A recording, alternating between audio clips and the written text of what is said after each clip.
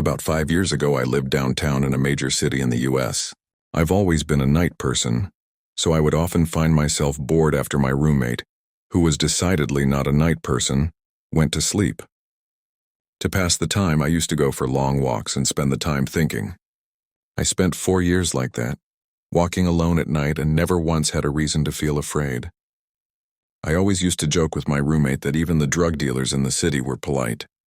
But all of that changed in just a few minutes of one evening. It was a Wednesday, somewhere between 1 and 2 in the morning, and I was walking near a police-patrolled park quite a ways from my apartment.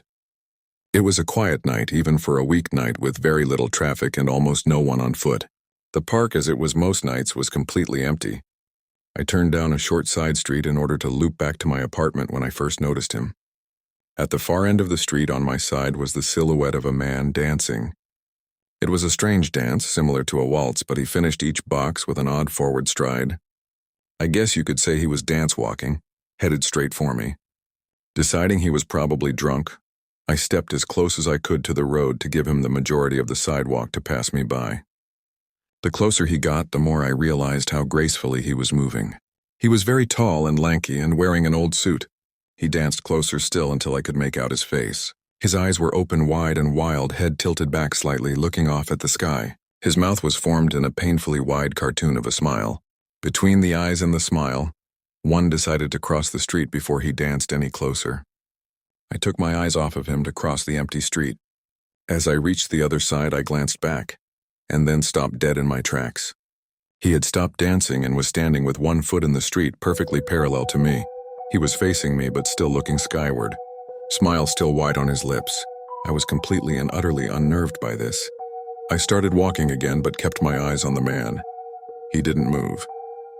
Once I had put about half a block between us, I turned away from him for a moment to watch the sidewalk in front of me. The street and sidewalk ahead of me were completely empty. Still unnerved, I looked back to where he had been standing to find him gone. For the briefest of moments, I felt relieved until I noticed him.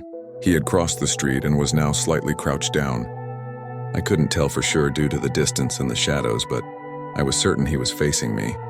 I had looked away from him for no more than 10 seconds, so it was clear that he had moved fast. I was so shocked that I stood there for some time staring at him. And then he started moving toward me again. He took giant, exaggerated, tiptoed steps as if he were a cartoon character sneaking up on someone. Except he was moving very, very quickly. I'd like to say at this point I ran away or pulled out my pepper spray or my cell phone or anything at all. But I didn't. I just stood there, completely frozen, as the smiling man crept toward me. And then he stopped again, about a car length away from me, still smiling his smile, still looking to the sky. When I finally found my voice, I blurted out the first thing that came to mind.